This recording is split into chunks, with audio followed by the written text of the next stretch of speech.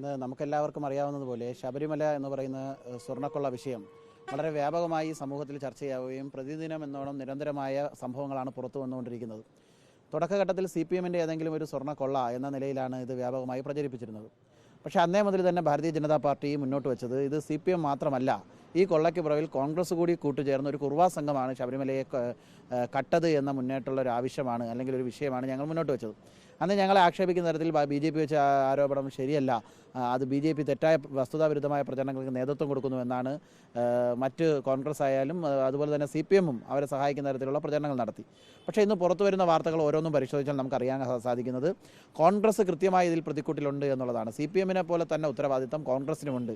ഇരു മുന്നണികളും നന്നായി ശബരിമലയെ ഒരു കറവപ്പശു കണക്കെ കണ്ട് അതിൻ്റെ സ്വർണ്ണം മുഴുവൻ കട്ടെടുത്ത് അവിടുത്തെ എല്ലാ അഴിമതികൾക്കും നേതൃത്വം കൊടുത്തു എന്നാണ് പുറത്തു വരുന്നത്. ഇന്ന് അടൂർ പ്രകാശിനെ ചോദ്യം ചെയ്യുന്ന സാഹചര്യമുണ്ടായി. ഇവിടുത്തെ മാധ്യമപ്രവർത്തകർ മുഴുവൻ അദ്ദേഹത്തെ കാണുന്ന സാഹചര്യമുണ്ടായി. അദ്ദേഹം ഒരു വാക്ക് പോലും എന്തിനാണ് സോണിയാഗാന്ധിയെ ഉണ്ണികൃഷ്ണൻ പോറ്റിയെ കൊണ്ടുപോയി കാണിച്ചത് എന്ന് ഇന്ന് പൊതുസമൂഹത്തോട് പറയാൻ തയ്യാറായിട്ടില്ല. ഇന്ന് ലോകത്ത് നടക്കുന്ന ഏത് വിഷയങ്ങളിലും ഇമ്മീഡിയറ്റായിട്ട് പത്രസമ്മേളനം നടത്താനും പത്രക്കാരെ കാണാനും പ്രതികരിക്കാനും തയ്യാറായിട്ടുള്ള കേരളത്തിലെ പ്രതിപക്ഷ നേതാവ് ഇന്നേ വരെ ആ ഒരു വിഷയത്തിൽ പ്രതികരണം നടത്താൻ തയ്യാറായിട്ടില്ല. കോൺഗ്രസ് ഉൾപ്പെടെ നടത്തിയിരിക്കുന്ന ശബരിമല കൊള്ളയിൽ നിന്ന് കോൺഗ്രസ് രക്ഷപ്പെടാം എന്നുള്ള പരിശ്രമമാണ് ഇപ്പോൾ നടക്കുന്നത്. SITയുടെ ഭാഗത്തു നിന്നുള്ള അന്വേഷണങ്ങൾ SITയെ ഭീഷണിപ്പെടുത്തുന്ന തരത്തിലുള്ള ശ്രമങ്ങൾ വന്നു കഴിഞ്ഞു. അതായത് ഭരണം മാറാൻ വരുന്നു, ഇനിയും നമുക്ക് കാണാം എന്ന നിലയിലേക്കുള്ള കാര്യങ്ങൾ മുന്നോട്ട് പോകുന്നു. ഇപ്പോഴുള്ള ഭരണ സ്വാധീനം കൊണ്ട് പലപ്പോഴും SITക്ക് അന്വേഷണം കൃത്യമായി മുന്നോട്ട് കൊണ്ടുപോകാൻ സാധിക്കുന്നില്ല.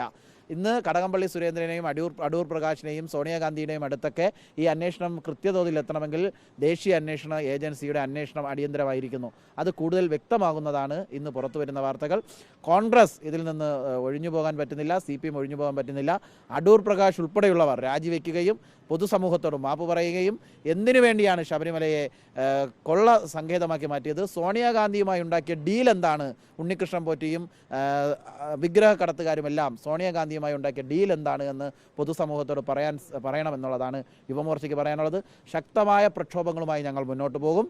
വേണ്ടി വന്നാൽ കേരളത്തിലെ നിയമസഭയിലും സെക്രട്ടേറിയറ്റിലും നടക്കുന്ന പ്രക്ഷോഭങ്ങളോടൊപ്പം തന്നെ സോണിയാഗാന്ധിയുടെ ഔദ്യോഗിക വസതിയായ ഡൽഹിയിലേക്കും യുവമോർച്ച പ്രക്ഷോഭം നടത്താൻ മടിക്കില്ല എന്ന് മാത്രമാണ് ഇപ്പോൾ സൂചിപ്പിക്കാനുള്ളത്.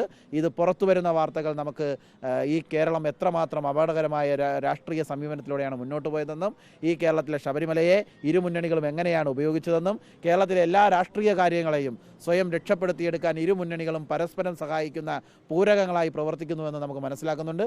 അതുകൊണ്ട് കോൺഗ്രസും കമ്മ്യൂണിസ്റ്റും ഉൾപ്പെടുന്ന ഈ കുർവാ സംഘത്തെ കേരളത്തിന് മുന്നിൽ തുറന്നു കാണിക്കണം. അന്വേഷണം ദേശീയ ഏജൻസി തന്നെ അന്വേഷിക്കണം. അതിനു വേണ്ടിയിട്ടുള്ള സാഹചര്യങ്ങൾ ഒരുക്കണം എന്നുള്ളതാണ് യുവമോർച്ചയ്ക്ക് പറയുന്നത്.